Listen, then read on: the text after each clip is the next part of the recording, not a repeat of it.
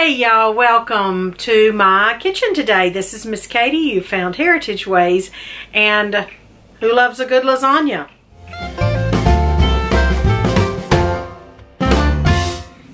Well, I have all kinds of ingredients out here for our lasagna today. I will list all the ingredients in the recipe in the description box below so that you'll have the recipe at the ready. So let's start making family lasagna. We're going to jump right in and just go ahead and tell you what I'm doing while we're doing it.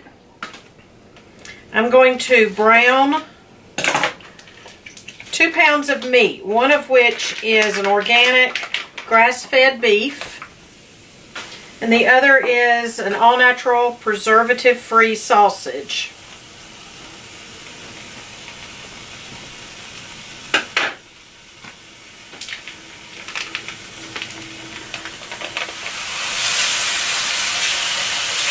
Now this recipe can be found in my first cookbook, and at this moment the working title is From Katie's Kitchen, and this is called Family Lasagna.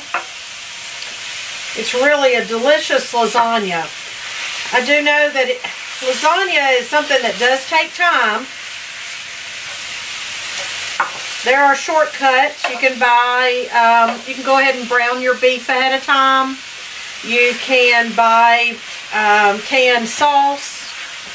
You can even make the whole thing, assemble the whole thing together and bake it later. So there are shortcuts. But to start from scratch, one afternoon to have it for supper, you do need to start well over an hour before you want to eat. Maybe even over 2 hours before you want to eat. In my cookbook that I just referenced, I do have a secret or a special, a different way to cook beef and meat. I'm not doing that today here, but you might want to sit down and read about that. I mention it in several places in that cookbook. It makes the meat more tender. But today I'm just using this Bella ceramic non-stick skillet, and you can find a link to purchase this skillet down below in the description box. In that Amazon influencer link, you can find where you can purchase that. Purchasing from our Amazon link helps us just a little bit. It's no extra cost to you. You would just use the link to shop from Amazon, and we would receive a very, very small portion, a percentage of your purchase, and there's no extra cost to you. Amazon rewards influencers and affiliates for sending business their way. So you can find several things that we recommend in that Amazon influencer link. This skillet is one of them. I do have several videos about this skillet. I did have a rough start with this particular skillet, and I do have a video about that, but I think I just purchased a faulty product. But now I'm very happy with this skillet. I'm just going to brown this up, and then I'm going to start the sauce. Alright, we have our meat all browned and cooked up. We drain the fat off if so desired. We don't have much here, and plus the fat that we do have is healthy fat, organic, grass-fed. I'm going to put 2 tablespoons or teaspoons, well, what amounts to 2 garlic cloves. Now, I'm even deviating from my own recipe and my own cookbook, but that's okay. I've got 28 ounces of canned tomatoes. I believe the recipe calls for 24. We are cooking it in this skillet, whereas it might be best for you to cook it over the stove, but I'm trying to save space. I've got it on as low temp as possible.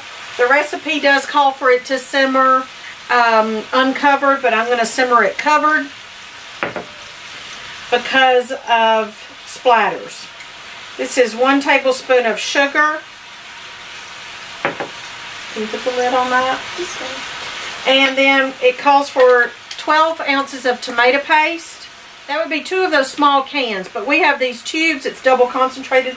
Squirt all of that in there, the whole thing. And then we have our herbs and seasoning, salt and pepper. Calls for 1 teaspoon of salt, and I can estimate what a teaspoon is in the palm of my hand. I don't have to have a measuring spoon for that.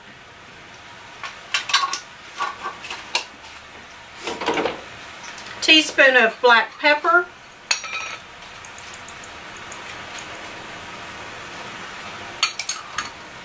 These tubes are found in the refrigerated section. Okay, go ahead and stir it a little bit, and I have to get the rest of this out of here. This looks good. We also add 1 tablespoon of Italian seasoning blend.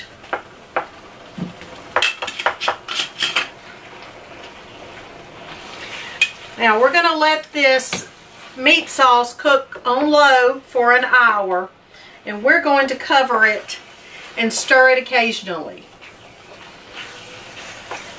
We like to use our cans as spoon rests sometimes, so if you'll put the spoon in there and go get the lid, please.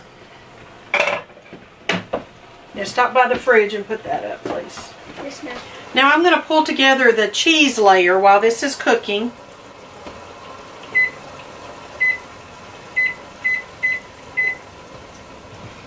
Now while the meat sauce is simmering and the flavors are melding and marrying and getting to know each other, and they're going to get along really well once this is cooked down, it's going to thicken a little bit.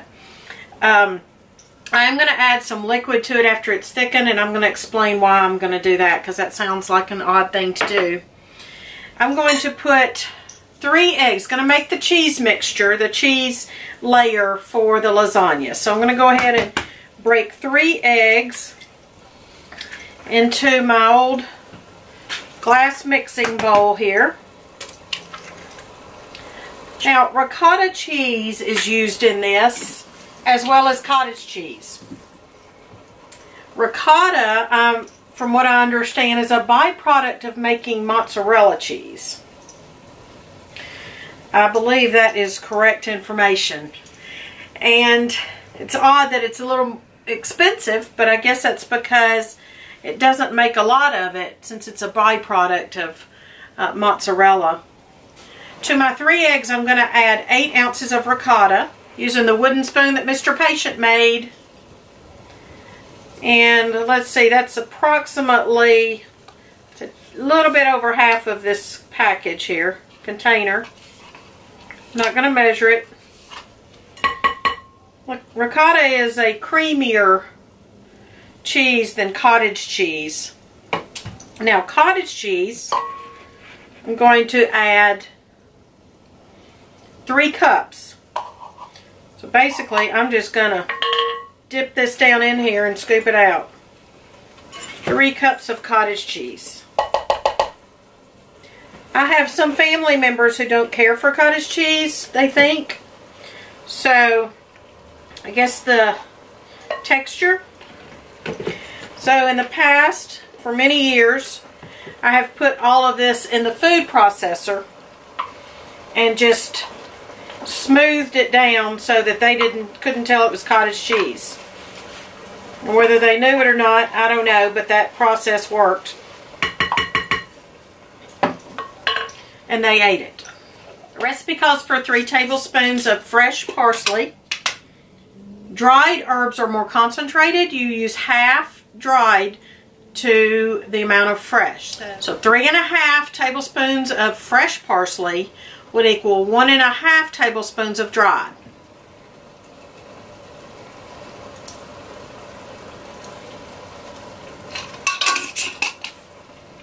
Then it calls for Parmesan cheese. You can use the stuff in the green can if you want to. Half a cup.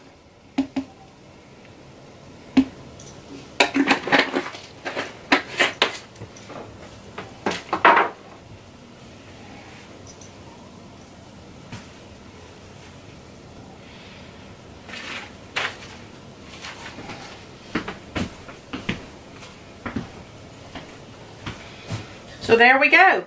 We've got our mixture. I thought I would need a whisk, but the wooden spoon works fine. We've got our cheese mixture. We've got our meat sauce cooking. Smells great. Calls for 6 slices of provolone cheese. Now, I like smoked flavored. I like smoked real, not the added flavor, but this is what I have today. Smoke the added flavoring. I know that's not the best thing you can get. The real smoked cheese is the best. But this works. This is what we have. Then we need 3 cups of shredded mozzarella. This package has 4 cups in it. And this package has 8 slices of cheese, so we've got plenty. When the meat sauce is cooked after the hour, in fact, I'm probably going to stop it. In this particular skillet, you have more surface space than you would in a pot on the stove, so I'm probably going to stop it in 35 minutes or so. What I'm going to do at that time is I'm actually going to add about 3/4 cup of water, because I'm going to use oven ready lasagna noodles. These are purchased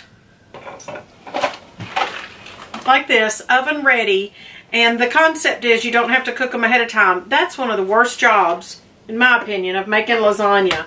I used to make a lot of lasagna when I had my own catering business, and I really dreaded it when people ordered the lasagna, because just cooking the noodles, and then I would, you know, rinse them, and then I would lay them out to make sure they didn't stick together and they didn't dry in an odd shape, and it was just, it's some ordeal to me. So my friend Jean told me that she uses these noodles, and we've tasted some of her lasagna and it was wonderful. Not necessarily this brand, but the product, oven ready. I did read on the back of the package that it calls for, the recipe they have on the back calls for extra water in the sauce. So that's why I'm adding extra water to my lasagna tonight. You don't have to do that. You go by my recipe in my cookbook, but you don't have to do that if you've already pre-cooked your noodles. This water just is the water that is going to be used to cook the noodles.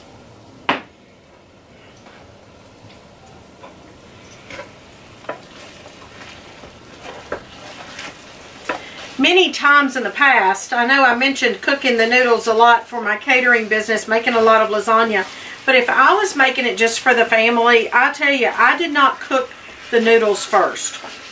I basically did what I'm doing here and added a little bit more liquid to my sauce to accommodate and to cook the noodles. I did not have oven-ready lasagna noodles, and I don't even think they were around in the early 1990s. I don't remember ever seeing them. Not in our small town, at least. I'm just saying to you, you could probably use just the regular lasagna noodles and add a little bit extra water to your sauce. And make sure you cover your lasagna when it's baking, and that way the noodles steam. You do have a little bit of a different texture that way. The noodles are a little bit mushier when you're using the regular noodles uncooked. But it's faster. And it's still good. So we're going to let this continue to cook. My cheese layer is ready. The noodles are sitting here waiting. My pan is ready. There we go. Well, I feel like I'm working a crossword puzzle with all the pieces and parts of the lasagna noodles. Apparently, either I purchased it like this, or this is what happens when you travel with a box of lasagna noodles and you're a full-time RVer. I don't know. But I think I've successfully found pieces and parts to 9 noodles, and that's what you're going to need. At the end of the cooking time, if you are using the oven-ready noodles, you'll need to add a little bit more liquid, anywhere from 1/2 cup to 3/4 cup. Stir this up with your meat sauce. Spread 1 cup of meat sauce in a greased 9x13 baking dish.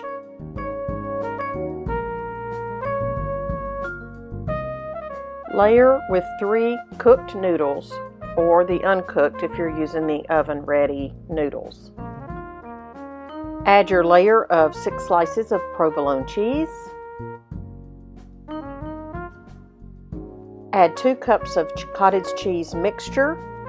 Spread evenly. Cover with 1 cup mozzarella cheese. Add 3 more noodles to this layer. Then cover with 2 cups of meat sauce. The meat sauce needs to touch the noodles so that they will have the moisture to cook. Add the remaining cottage cheese mixture and 1 cup mozzarella cheese. Top with the remaining noodles. You'll see that I squeezed in 1 extra noodle and it worked just fine. Add the remaining meat sauce and the remaining mozzarella cheese. Spray a piece of aluminum foil so the cheese doesn't stick to it. Cover the lasagna with the aluminum foil and bake it at 375 for 50 minutes. You'll need to uncover it and bake it 20 more minutes after that. Okay, friends.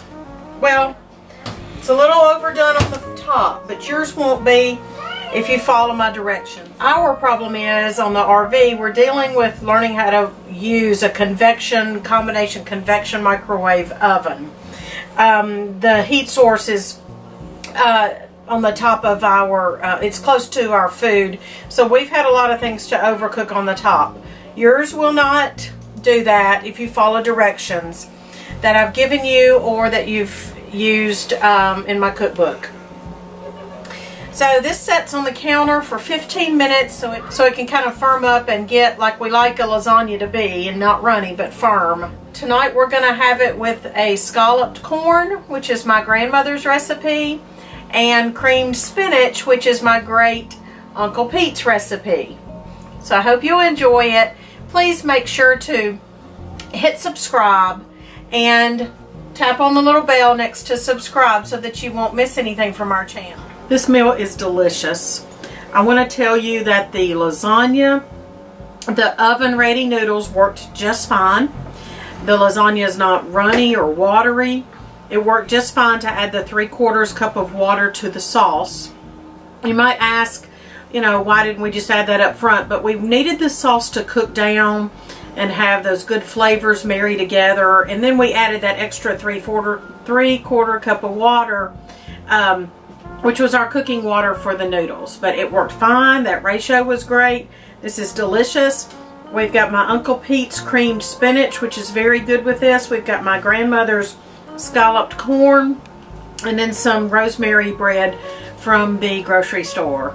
I hope you'll try this, and I encourage you to sit down with your family and have a wonderful meal very soon.